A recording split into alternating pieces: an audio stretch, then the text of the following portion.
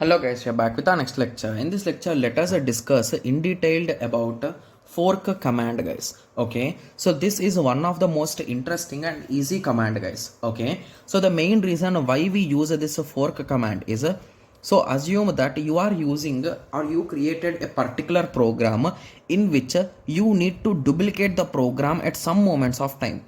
So at that time, instead of writing the code again and again from those points, we can use this particular fork command, guys. Okay, and to be clear, it is a kernel command. So that is the reason why its code or of duplication is already existing in our operating system layers. So it will be really fast and it can do it really fastly, guys. So that is the main reason why the servers which we are using. So basically assume that you are doing some bank transaction, guys, or if you are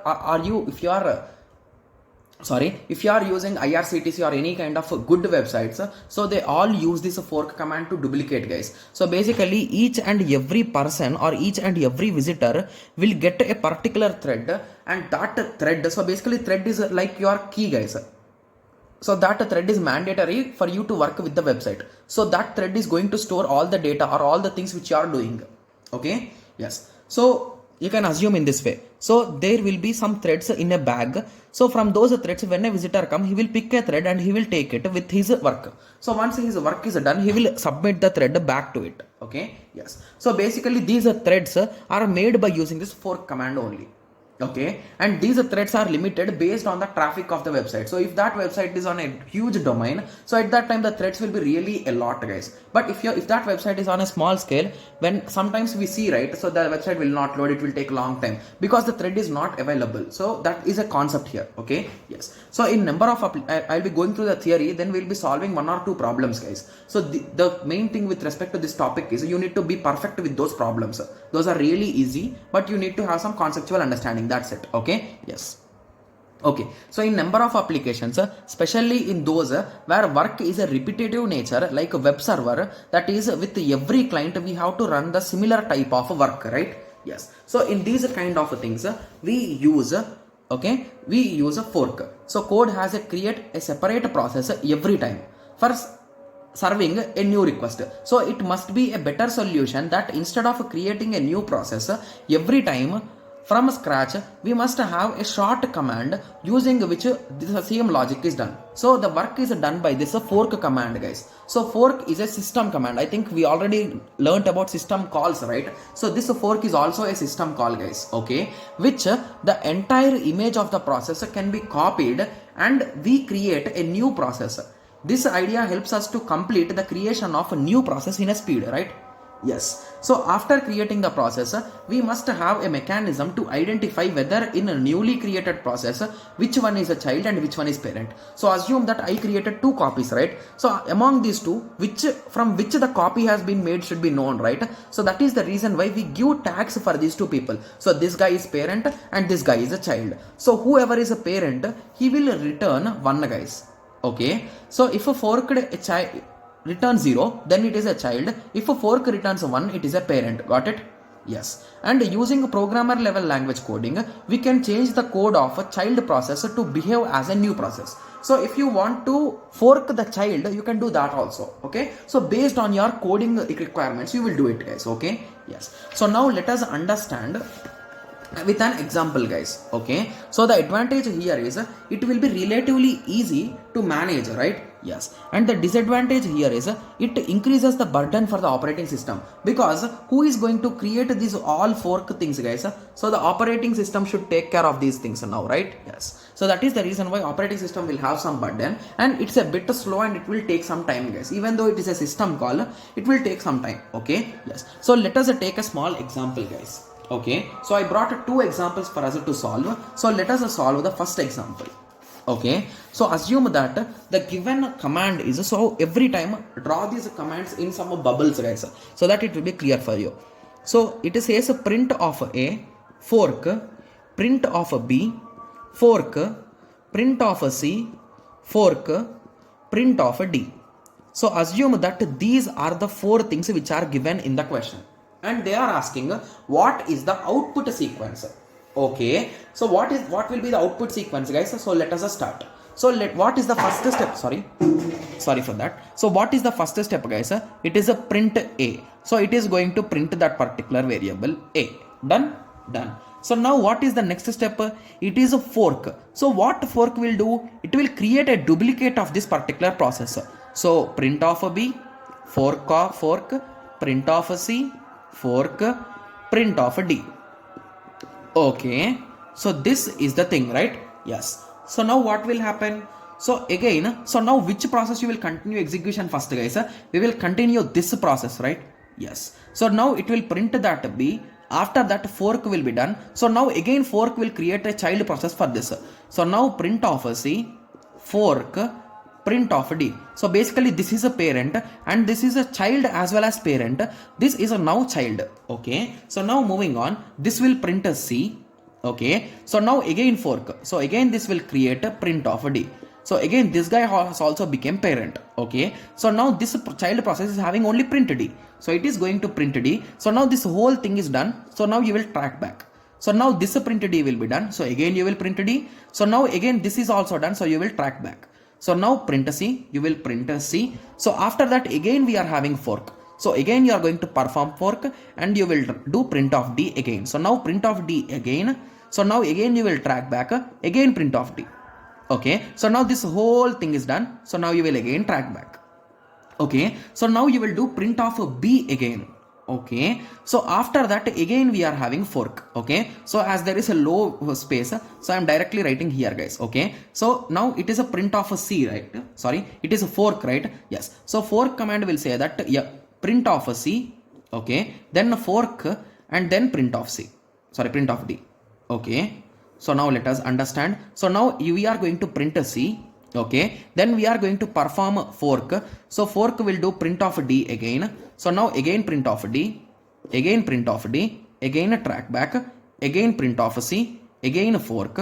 So this fork will give print of d only. Okay. So now print of d, now print of d. So this is the final string, guys. So it is a b c d d c d d b c d d c d d. So this is the final result which will be given by this many lines of code. So see the lines of code and see how much childs are created, how many things are created, guys. So now most of the students are like, oh, thing, but is there any shortcut for this? Assume that here he gave, instead of f of brackets, he gave f of 100. So should I do this 100 times? So that is really tough, right? Yes. So most of the students are thinking that only in your mind, right? Yes. So there is a small trick for it, guys. Okay, so the trick is how many forks are there here, guys? So first fork, second fork, third fork. So there are total how many forks? 3 forks. And remember that, so you can say how many these kind of childs will be created. That's all. We cannot say the output, guys. Please remember that. Okay. Yes. So if you want to know the output, you need to solve in this way only. Okay. Yes. And in GATE or any kind of competitive exams where the time is very limited, he will give very small things, guys. He's not going to ask you some kind of huge things. Okay. So keep that in mind and be cool about it. Okay. Yes. So now the question is, how many circles like this we are going to make? So if I count them, 1, 2, 3, 4, 5, 6, 7 and 8. So we made total 8 circles with 3 forks. So I think everyone can relate, right? So if we are having n forks, we are going to create 2 power n processes, right? Yes. So in which 1 is the parent. So this is the main parent, right? And the rest all, that is 2 power n minus 1 are children, right? Yes. So this is the total analysis which I want you to understand, guys. So that's what we have done here. Okay. And assume a question is given in this way, guys. So they gave a huge loop and they are asking how many times the fork will be executed. So the first thing that you should understand here is, so whenever they are giving loops, try to decode it, guys. So what conditions will be possible, count them. Okay. So we are initializing I, we are initializing the value of I to 0, and this loop will run from 0 to 9, right? So 0, 1, 2, 3, 4, 5, 6, 7, 8 and 9. Okay, so once these 9 values, we are going to push into this if. So this if, what it will do, it will select only even numbers, right? So modulo 2 is nothing but even numbers. So 0 will be selected, 2 will be selected, 4 will be selected, 6 will be selected, 8 will be selected. So total 5 times this fork will be running, right? Yes. So I think everyone already remembers the formula, right? So if 5 times a fork will run, it is a nothing but 2 power of 5 total processes will be there. That is a nothing but 32 processes, among which 31 are child processes and 1 is the parent process. Got it? Yes. So these type of questions you can mainly expect in GATE, guys. Okay? Yes. And this is one of the most interesting question. Okay, so this is the third question based on our counts. Okay, yes, so this is the third question, guys. Okay, so this type of question is really interesting, so please concentrate. Okay, yes, so in this question what the examiner did is he did a silly thing, guys. So instead of giving directly fork in between code, he gave in function, guys, like in if he gave the thing, right? So most of the students will be thinking like, okay, so now what is the thing? So now I'm 100% confused. What to do? So most of the students will be thinking, right? Yes. So there is a small trick to solve these type of questions, guys.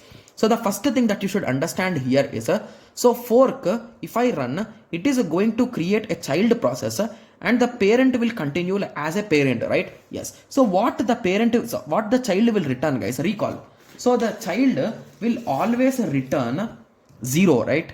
Whereas the parent will return 1. So this is a key feature which you should remember, guys. Okay, I don't know, anytime they might ask this as a statement, but please remember it, guys, because for solving these type of questions, this is mandatory to learn. Okay, yes. So let us start. So you started the code, you ran this if. So now this fork has been executed. So let us assume this as a code, guys. Okay, so now code has been started executing. So now this fork has executed, right? Yes. So now what this fork will do? It will create a child process and it will create the parent process, right? Yes. So the child will return 0. So means here if we get 0, this is an AND operation, guys. Means there is no further need of execution and this will not get a chance. So we can directly print hello here once. Okay. Similarly, moving on. So this execution is done. So now we came here.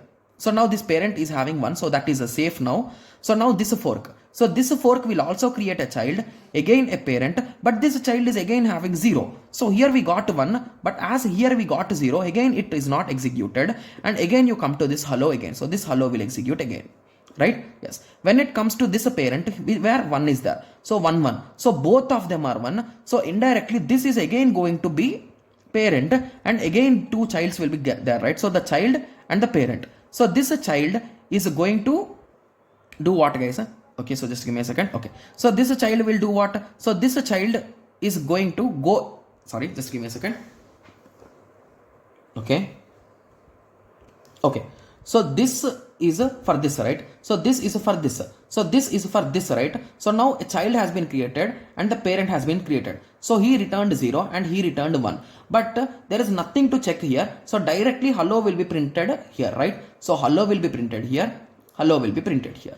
So in total, hello has been printed 4 times. So this is a popular question with respect to GATE, guys. Okay. So in most of the standard books, you will find this question. I don't know whether it is asked in GATE, but I saw this question multiple places. So that is the reason why I covered it. Okay. Yes. So if you want me to write down the numbers for the forks, so this fork, if I place number 1, this is number 2, this is number 3. So here that first guy is executed. Here the second guy has executed. Here the third fork has been executed. Got it? Yes. So this is the graphical method or the tree based method which you can apply. Got it? Yes. So now I hope everyone got a clear idea about the 3 different popular questions. So the first question they will ask what is the output.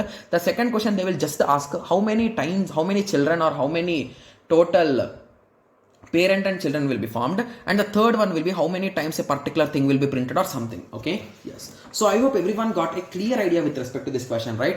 Yes. This topic, right? Yes. So I hope everyone got a clear idea. So in the next lecture, we'll be discussing in detail about threads, guys. So this threads is also a topic similar to fork, like the same concept. So basically in a fork also we get questions, but they are really easy. The same concept with respect to threads also. So there are only 2 topics which you should be perfect about it, like user level thread and kernel level thread. So if you are clear with those 2 topics, you can answer any question they ask from the threads, guys. So that is the reason why I kept these 2 topics at the end, because they will be a bit interesting and easy, right? Yes. So I hope everyone got a clear idea on this. So in the next lecture, we'll be discussing in detail about threads, guys. Okay. Yes. So let us meet in the next lecture. Thank you. Thanks for watching. Like, share and subscribe for more awesome videos like this. Thank you.